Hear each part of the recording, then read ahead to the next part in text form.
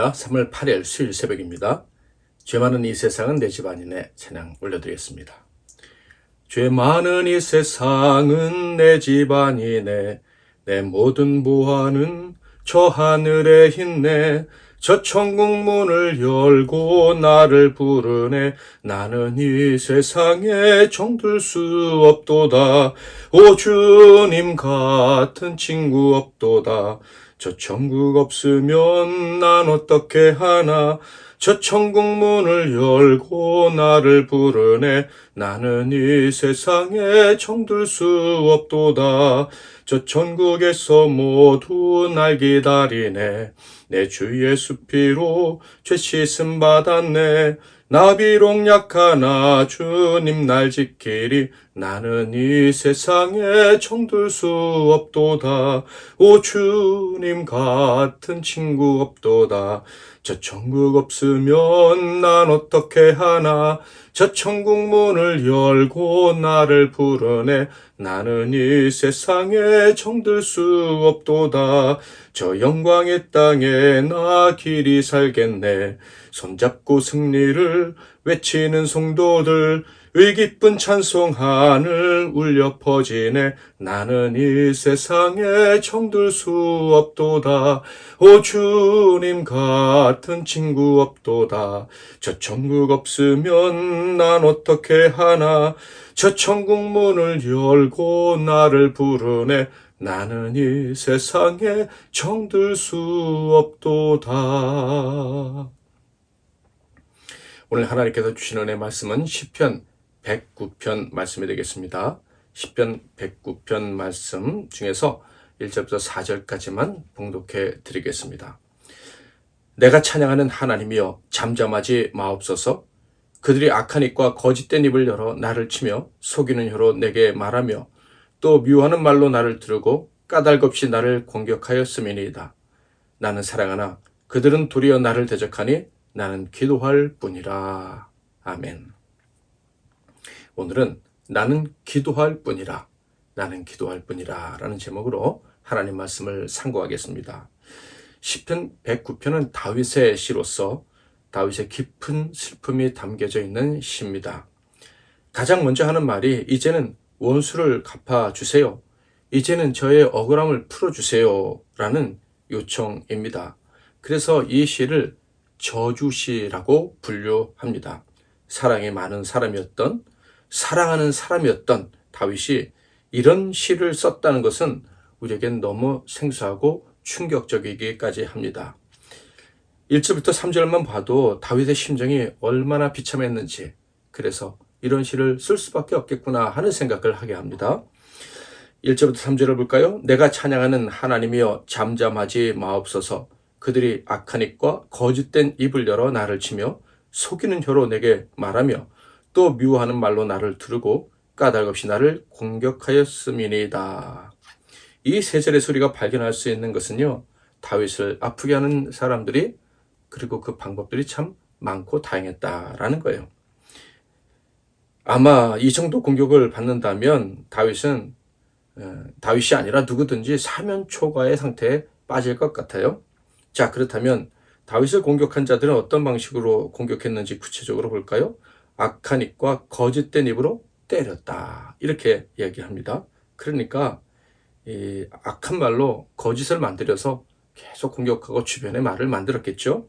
속이는 말과 미워하는 말로 까닭없이 공격을 했습니다. 그런데 문제는 도대체 왜 다윗을 공격하는지 다윗 자신이 알 수가 없다는 거예요. 게다가 미워한다라는 것은요, 이 원어의 의미는 극렬한 증오심을 넘어서 실제로 공격한다는 뜻을 가지고 있습니다. 출애굽 시절 모세에게 돌을 던졌던 사람들처럼 다윗의 주위에 있던 사람이 다윗을 그렇게 공격했다는 거예요. 나를 두르고 애워싸서 피할 곳이 없도록 만들었다는 것입니다. 다윗은 홀로 남았다. 절대적인 고독과 절대적인 공포에 휩싸이게 되었다라는 거예요. 이 공격들은 공통점이 있는데 말이라는 것이죠. 그러니까 다윗이 왕이니까 직접 말하지는 않았을 것 같고 약간 비틀어서 긴가민가하게 비난을 하거나 아니면 뒤에서 말을 만들어서 다윗에게 흘러 들어가게 했을 가능성이 높습니다. 그렇기 때문에 대처하기가 쉽지 않고 다윗의 마음이 많이 찢어졌을 것 같습니다. 그들의 말은 비수가 되어 다윗에게 꽂혔고요. 뿐만 아니라 3절 말씀처럼 그 말들은 진짜 칼이 되어 날아오게 될 것이다 라는 공포를 느끼게 하기에 충분했던 거예요. 자, 그렇다면 이렇게 말로 또 흉기로 다윗을 괴롭히는 자들은 어떤 부류의 사람들이었을까요? 5절 그들이 악으로 나의 선을 갚으며 미워함으로 나의 사랑을 갚았사오니. 놀랍게도 그들은 다윗이 사랑하는 사람들이었습니다. 다윗이 사랑하기에 선으로 대해주었던 사람들이었던 거예요. 그런데 그들은 다윗의 이 사랑을 미움으로 바꿔버린 것입니다. 그러니 다윗 입장에서는 까닭없이 저들이 나를 공격한다라고 생각할 수밖에 없었겠죠. 물론 다윗 역시 하나님 앞에서는 부족하고 비참한 인간이기에 많은 실수를 했을 수 있을 것입니다. 그들이 원하는 바를 눈치채지 못하고 원하는 때 주지 못했을 수도 있겠죠. 그래서 그들의 분노를 이해하고 싶은 마음이 있었을지도 모르겠습니다. 다윗은 워낙 자기 성찰이 뛰어난 사람이었기 때문입니다. 그러나 대적들의 배신은 어느 순간 선을 넘고 말았어요. 더 이상 참을 수 없는 정도에 이르게 된 것이죠. 그래서 다윗은 이 기도, 이 저주시를 하나님께 올려드릴 수밖에 없게 된 것입니다. 자, 그런데 이런 일을 당할 때 다윗의 정체성은 어떤 것이었나요? 첫째로 하나님을 찬양하는 자. 1절 내가 찬양하는 하나님이여 잠잠하지 마옵소서. 나는 하나님을 찬양하는 사람이라고, 아무리 억울해도 하나님께 찬양을 올려드리는 사람이라고 고백을 합니다. 불평의 말이 아니라 찬양하는 사람, 그가 다윗이었어요. 두 번째로 말을 한다면 오직 하나님께만 말하는 사람이었습니다. 4절 나는 사랑하나 그들은 도리어 나를 대적하니 나는 기도할 뿐이라. 그리고 세 번째는요, 기도하는데 자신이 그 대적들을 정말로 사랑하는지 정직하게 돌아보는 사람이었다라는 것이죠. 자, 그런데 여기서 궁금한 점이 하나 있습니다. 다윗을 대적했던 자들은 다윗이 사랑했던 사람들이라 했어요. 그렇다면 그들 역시 다윗과 함께 하나님을 예배하는 자들이 아니었을까요? 다윗과 함께 하나님을 찬양하는 예배자들이 아니었을까요? 신자였겠죠. 자, 그렇다면 다윗은 옳고 그들은 틀리다라는 말이 정당성을 가질 수 있을까요? 우리는 오늘 말씀에서 그 점을 분명히 확인할 필요가 있습니다. 4절에서 다윗은 나는 기도할 뿐이다 라고 말합니다. 이는 사람들과의 대화, 사람들을 내 편으로 만드는 사당화를 통해서 문제를 해결하지 않겠다라는 거예요. 즉 사람이 내 말에 설득되어 돌아올 것이라는 기대랑 절대 하지 않겠다라는 거예요. 철저히 신본주의적 태도를 견지하고 있는 것입니다. 그러나 대적들은요, 말을 많이 합니다. 어떻게 해서든지 다윗을 괴롭히려고, 그렇게 해서 무엇인가를 얻어내려고 쉴 새 없이 떠듭니다. 인본주의자 신자들이죠. 왕에게서 얻어내든지 아니면 왕을 대적하는 무리들에게 무언가 유익을 얻어내든지 세속적인 야망을 가지고 있기에 세속적인 방법으로 자기의 목적을 달성하려고 말을 많이 하는 거예요. 세상의 이치가 그렇지 않습니까? 남을 공격할 때에는 그 반대 급부에 대한 욕심을 품었기 때문입니다. 진정 사랑하는 자라면 나보다 더 잘 되기를 원하겠죠. 그래서 그를 절대 공격하지 않는 거예요. 만에 하나 사랑하는 자를 공격한다 그러면 공격의 형태를 띠고 있지만 실제로는 더 잘되게 하려는 위장 수단일 뿐입니다. 그러나 욕심이 많은 자, 교만한 자는 남을 공격해서 굴복시켜 자기 이익을 챙기려 하는 법이죠. 그렇다면 다윗이 원수들의 공격을 참다 결국 폭발해서 저주까지 하게 되었는데 가장 큰 이유가 무엇일까요? 그는 너무 분노해서 6절부터 아주 길게 그들을 저주하는데 심지어 그들 자신과 아내와 그들 자녀와 후손까지 저주해달라고 하나님께 간청합니다. 그 이유는요, 바로 다윗의 진심마저 부정했기 때문입니다. 하나님을 향한 진심, 그리고 백성들을 하나님의 나라 백성으로 만들려는 그 하나님 나라에서 복을 받게 하려는 이 다윗의 진심을 부정했기 때문입니다. 이것은 이스라엘 공동체, 다윗을 세워 이스라엘을 다스리게 하신 하나님의 뜻을 거부하는 행위였어요. 그래서 다윗은 그 중심의 상처를 받게 됩니다. 너무나도 고통스러운 상황에 빠지게 된 것이죠. 20절부터 22절. 이는 나의 대적들이 곧 내 영혼을 대적하여 악담하는 자들이 여호와께 받는 보응이니이다. 그러나 주 여호와여, 주의 이름으로 말미암아 나를 선대하소서. 주의 인자심이 선하시오니 나를 건지소서. 나는 가난하고 궁핍하여 나의 중심이 상함이니이다. 중심이 상한다는 말은요, 심장이 관통을 당했다, 이런 뜻입니다. 죽을 만큼의 고통, 숨을 쉴 수 없을 정도의 아픔을 느끼고 있다는 말입니다.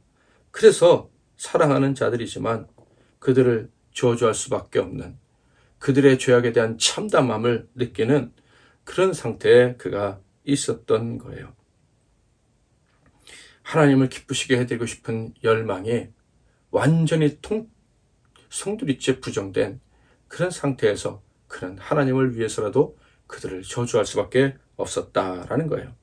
물론 저주를 한다고 문제가 금방 해결되는 것은 아니죠. 23절부터 25절. 나는 석양 그림자같이 지나가고 또 메뚜기같이 불려가오며 금식함으로 내 무릎이 흔들리고 내 육체는 수척하오며 나는 또 그들의 비방거리라. 그들이 나를 보면 머리를 흔드나이다. 예수님처럼 비방을 받으며 얼굴이 수척하게 된 채 끌려가는 인생이 되었다라는 거예요.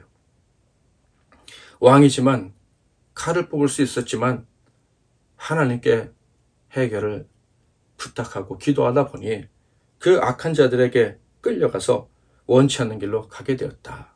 예수님처럼 그렇게 가게 되었다라는 거예요. 자, 이런 때 그의 선택은 흔들리지 않았습니다. 바로 기도죠.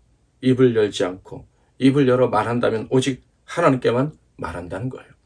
예수님께서도 입을 열지 아니하시고 하나님께만 기도하셨던 것처럼 다윗이 그 길을 선택했던 것입니다. 왜요? 하나님만이 이 모든 환난에서 구원하시는 분이시라는 믿음이 분명하게 있었기 때문입니다. 또한 언제나 구원하시는 하나님만을 찬양하려는 열정이 충만했기 때문입니다. 26절부터 31절 읽겠습니다. 여호와 나의 하나님이여 나를 도우시며 주의 인자하심을 따라 나를 구원하소서. 이것이 주의 손이 하신 일인 줄을 그들이 알게 하소서. 주 여호와께서 이를 행하셨나이다. 그들은 내게 저주하여도 주는 내게 복을 주소서. 그들은 일어날 때 수치를 당할지라도 주의 종은 즐거워하리이다. 나의 대적들이 욕을 옷 입듯 하게 하시며 자기 수치를 고독같이 입게 하소서. 내가 입으로 여호와께 크게 감사하며 많은 사람 중에서 찬송하리니 그가 궁핍한 자의 오른쪽에 서사 그의 영혼을 심판하려 하는 자들에게서 구원하실 것임이로다. 아멘. 오늘도 말씀 붙잡고 기도하시고 승리하시는 하루 되시기를 바랍니다. 제가 먼저 잠깐 기도하고 여러분이 이어서 기도하시기 바랍니다. 하나님 아버지, 우리가 죄악된 세상에 살기에 우리는 수시로 우리의 대적들 앞에 서게 됩니다. 대적들이 우리를 찾아와서 우리를 함정에 빠뜨리고 무지한 우리를 죄 있다 하며 음해합니다. 하나님, 그러나 우리는 오직 하나님께만 엎드려 기도하며 하나님께서 모든 문제를 해결해 주시기를 간구합니다. 하나님이여, 이 새벽에 하나님께 도움을 구하는 주의 백성들에게 은총을 베풀어 주옵소서. 그들을 구원해 주시옵소서. 예수 그리스도의 이름으로 기도하옵나이다. 아멘.